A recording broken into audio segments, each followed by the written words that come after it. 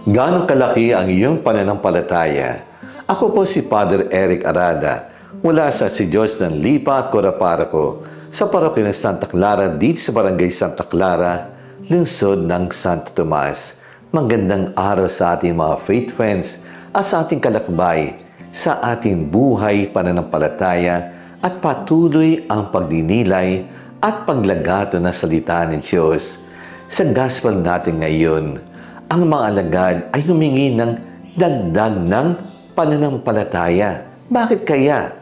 Kailangan bang nagkukulang o nababawasan o nawawala ang pananampalataya ng isang Katoliko pag dumarating ang mga pagsubok sa buhay, gaya ng pagkakaroon ng sakit, problema sa buhay, mag-asawa at pamilya, namatayan ng mahal sa buhay, o kaya naman sa simbahan ng kanyang kaanim, may skandalo ng mga pari o ibang membro ng parokya at madaming magtatanong tungkol sa Diyos kung siya ba ay nandyan o wala. Siya ba ay gising o natutulog lang?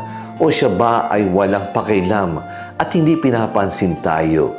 Dito masusubukan ang sukatan ng lalim o babaw ng ating pananampalataya.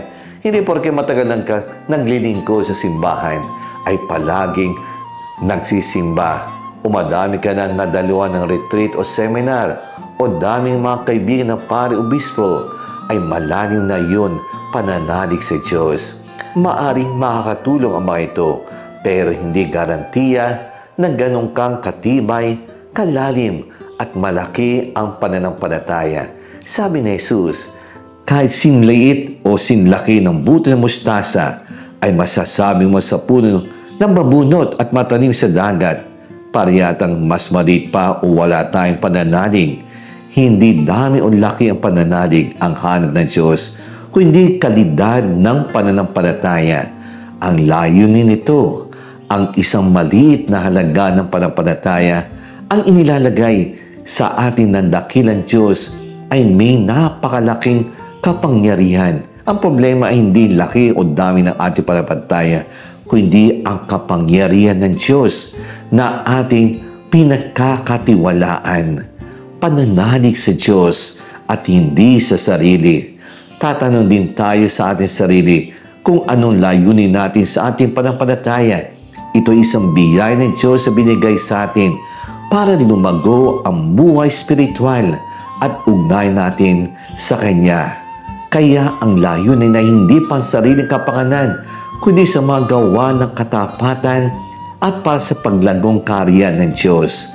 Dapat maging malinaw sa atin ito at ang huli ay dapat palaguhin ang ating pananampalataya. Sa pamagitan ng pagkilos, huwag natin sisihin ang Diyos o simbahan sa mga bagay na tayo ang may kagawan. Halimbawa, kung may kasama tayo na tinatamad sa pagsimba o pagdalo sa seminar o meeting, tayo din ba ay tatama rin? Dapat hikayatin sila ng posidong pananaw at kagandahan ng buhay Kristiyano.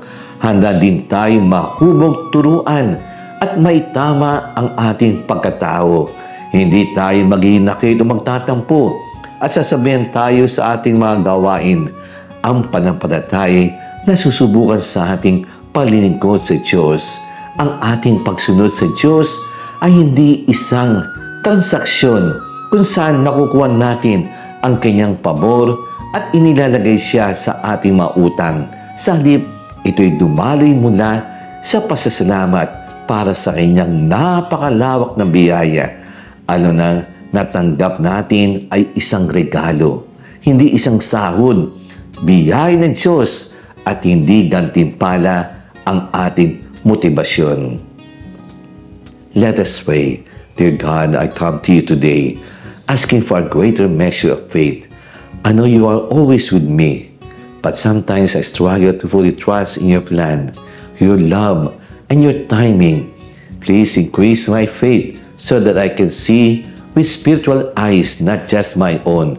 Help me to believe in your goodness and faithfulness, even when I face doubt, fears, or overwhelming circumstances. May my faith be strong enough to move mountains, just as you promised. Teach me to rely on your word and live by it, knowing you are working all things out for my good. Give me the courage to act on my faith and to set out even when the way forward is unclear. Thank you for your promises and your grace. In Jesus' name, I pray. Amen.